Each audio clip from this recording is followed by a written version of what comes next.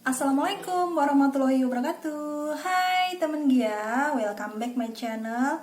Di video kali ini saya mau membahas tentang bagaimana sih caranya melakukan sending data lamaran kerja ke Korea dalam program G2G Korea.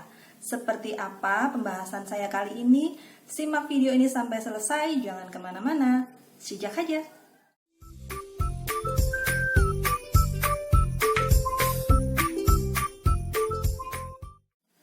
Baiklah, sebelum membahas bagaimana caranya melakukan sending data lamaran kerja ke HRD Korea dari program G2G Korea itu, sebelumnya saya mengucapkan selamat buat kalian yang sudah lulus ujian IPS topik bahasa Korea, dan yang belum lulus jangan patah semangat, tetap belajar yang rajin, ikutin lagi ujian di tahun berikutnya. Setelah lulus, untuk ujian CPT program G2G Korea, CPMI akan mendapatkan e-sertifikat yang dipergunakan sebagai syarat lamaran kerja ke HRD Korea secara online. Ingat ya, e-sertifikat ini hanya diberikan kepada mereka yang sudah lulus ujian IPS topik bahasa Korea. Selanjutnya, petugas BP2MI akan memberikan password dan username untuk login ke web bnp2tki.go.id sebagai cara kalian mengisi dokumen dan persyaratan untuk melakukan sending data lamaran kerja kalian ke HRD Korea. Baiklah, setelah kalian login di web bnp2tki.go.id, CPMI dipersilahkan untuk melakukan mengisi data diri dan mengunggah scan dokumen yang diperlukan dalam melakukan sending data lamaran online program G2G Korea tersebut. Lalu petugas dari BP2MI akan menverifikasi dokumen lamaran online kalian yang sudah kalian kirim tersebut.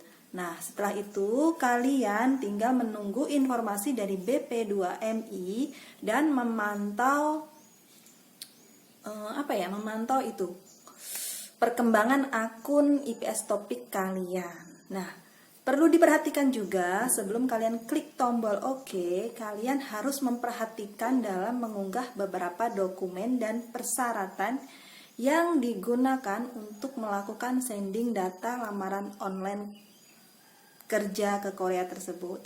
Nah, berikut adalah beberapa dokumen dan persyaratan yang harus kalian persiapkan. Apa saja dokumen tersebut dan apakah kalian bisa memulai mencicil atau ya seenggak-enggaknya kalian harus bikin dokumen ini dulu, dokumen itu dulu, mana yang diperlukan terlebih dahulu tanpa harus menyita waktu kalian ketika waktu sending data nama kalian itu diumumkan. Jadi tidak membuang waktu-waktu yang harusnya kalian sending data tapi belum melakukan sending data. Nah, ada baiknya persiapkan dulu sebelum kalian melakukan sending data lamaran online tersebut. Nah, apa saja dokumen dan persyaratannya? Simak terus ya video aku ini sampai selesai. Oke, dokumen dan persyaratannya itu apa saja dalam melengkapi dokumen untuk melakukan sending data lamaran kerja program G2G Korea itu apa saja? Kali ini saya akan membagikan secara teks agar kalian lebih mudah dan lebih paham dalam mengambil sisi manfaat dari video yang saya bagikan ini. Apa saja dokumen tersebut? Simak ulasan yang akan saya berikan berikut ini. Baiklah, berikut ini adalah beberapa dokumen yang harus kalian lengkapi sebagai syarat mutlak untuk melakukan sending data lamaran secara online dalam program G2G Korea. Di antaranya, dokumen tersebut memang sudah ada sebelum kalian harus melakukan sending data, yaitu ketika melakukan pendaftaran ujian IPS topik bahasa Korea, yaitu selain buku tabungan dan KTP kalian atau identitas kalian. Oke, dokumen yang pertama ada dokumen medical check up. hasil medical check up kalian itu harus berupa dokumen yang berupa file PDF dengan ukuran maksimal 3 MB. Catatan ya teman Gia, hasil medical check up harus dari klinik yang sudah ditunjuk oleh BP2MI atau BNP2TKI yang nama-nama kliniknya juga sudah tersedia di web BP2MI. Silahkan acak-acak lagi atau kalian bisa berseluncur lagi di web BNP2TKI atau bp2mi.go.id.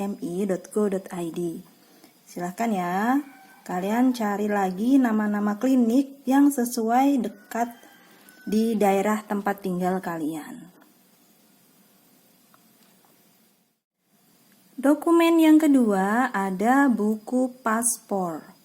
Oke, mungkin dalam mengajukan paspor ini kalian akan mengalami sedikit kendala. Tetapi sebelum kalian mengajukan pembuatan paspor, kalian lakukanlah dulu mencari dokumen kartu pencari kerja atau yang biasa disebut dengan kartu kuning atau AK1. Ini dokumen harus berupa file gambar JPG dengan ukuran maksimal 1 MB. Nah, setelah kalian mendapatkan dokumen kartu pencari kerja ini bisa menjadi tambahan atau biasanya diajukan oleh pihak imigrasi bahwa kalian itu mau melakukan pembuatan paspor dengan tujuan untuk bekerja ke luar negeri. Jadi kalian harus bawa ini paling tidak ya fotokopi lah dokumen kartu pencari kerja kalian tersebut. Oke, setelah satu pertama tadi dokumen medical check up, kedua dokumen kartu pencari kerja, ketiga dokumen paspor, saya lanjutkan. Ketiga adalah dokumen paspor berupa file gambar JPG. Skan paspor tidak boleh buram. Ya, catatan tidak boleh buram. Apalagi foto pada paspor kalian. Harus jelas, tidak boleh buram. Karena ini bisa menjadi apa ya? Kalian itu ya kalau saya dengar-dengar sih sanjang yang di Korea itu akan melihat foto kalian yang di paspor itu ya, karena foto paspor ya memang harus benar-benar jelas ya. Kalau dari foto paspornya tersebut emang sudah jelas, tapi kalau saat waktu kalian men-scan paspor kalian itu memang tidak boleh buram. Minimal resolusi untuk skanan adalah 300 dpi. Lebih tinggi lebih bagus, tapi maksimal di 600 dpi. Oke, jika kalian sudah paham, kita lanjut lagi ke dokumen yang keempat, yaitu dokumen surat izin orang tua, wali, suami atau istri yang berupa file gambar JPG dengan ukuran maksimal 1 MB. Jangan lupa dokumen surat izin orang tua ini harus diberi materai dan beserta stempel dari kelurahan atau desa. Ingat ya, harus diberi stempel dan skan dengan jelas menjadi format JPG. Skan dengan jelas. Semua itu harus jelas. Semua data dari kalian mau melakukan pendaftaran ujian IPS topik sampai melakukan sending data itu jangan sampai ada yang berbeda. Satu huruf sekalipun. Paham? Kita lanjut dokumen yang kelima. Dokumen yang kelima berupa dokumen akte kelahiran. Berupa file gambar maksimal 1 MB. Ingat ya, akte kelahiran. Buat kalian yang sudah punya akte kelahiran sangat beruntung karena bisa menghemat waktu kalian dalam proses mencari kartu atau dokumen akte kelahiran tersebut. Buat yang belum, segera lakukan sekarang kalau kalian itu memang proses kerja ke Korea. Toh akte kelahiran itu memang berguna kalian untuk hal-hal yang lain. Jadi bagaimana cara pembuatan dokumen akte kelahiran, insya Allah nanti saya akan bagi lagi di video saya berikutnya. Oke, untuk yang terakhir ada dokumen sertifikat kompetensi, sertifikat kelulusan IPS topik Korea berupa file PDF dengan ukuran maksimal 3 MB. Nah, yang harus kalian ketahui adalah sertifikat kelulusan IPS topik bahasa Korea ini buat kalian yang sudah lulus tinggal download di akun G2G. Nanti upload saja hasil dari download tersebut, sebab format dan ukuran sudah sesuai dengan persyaratan untuk mengajukan lamaran online program G2G Korea tersebut.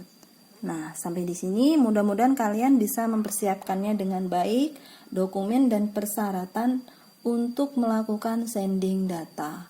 Selebihnya jika ada informasi harus pakai surat SKCK Polda, itu nanti setelah kalian perkembangan akun IPS topik Korea kalian itu memang sudah berjalan sesuai dengan prosedurnya. Oke, baiklah, itu tadi beberapa persiapan atau persyaratan serta beberapa dokumen yang kalian perlukan untuk bisa melakukan sending data lamaran online kerja ke Korea. Tentunya ini hanya berlaku bagi mereka yang benar-benar sudah lulus ujian IPS topik bahasa Korea dan mendapatkan sertifikat kelulusan ujian IPS topik bahasa Korea. Karena itu bagian dari syarat mutlak yang harus kalian lengkapi. Mudah-mudahan kalian bisa melakukannya dengan baik dan segera ada perkembangan dari akun IPS topik kalian sehingga kalian bisa berangkat kerja ke Korea dengan harapan yang lebih baik sesuai niat dan cita-cita kalian semuanya. Oke, mudah-mudahan video ini bisa bermanfaat dan membantu menambah informasi untuk kalian semuanya yang ingin proses kerja ke Korea. Semoga video ini bermanfaat. Jangan lupa juga jika kalian suka dengan video ini, kalian boleh like di sini. Di sini apa di sini ya? Di sini kalian boleh like video saya ini serta kalian bisa komen untuk bertanya-tanya tentang segala sesuatu yang berhubungan proses kerja ke Korea. Mudah-mudahan saya masih bisa membantu menjawabnya. Jangan lupa juga untuk share video saya ini, aktifkan tombol lonceng kalian bagi yang baru subscribe atau yang belum subscribe silahkan subscribe channel Gia Nabila ini. Semoga video saya ini selalu memberikan manfaat untuk kalian semuanya. Jangan lupa untuk tetap semangat, berdoa, berusaha sesuai dengan keyakinan kalian semuanya, karena segala sesuatu dengan usaha pasti kalian harus sertai dengan doa, hasilnya pun akan ada. Mudah-mudahan dipermudah dan diperlancar segala proses kalian bisa kerja ke Korea. Assalamualaikum warahmatullahi wabarakatuh. Fighting!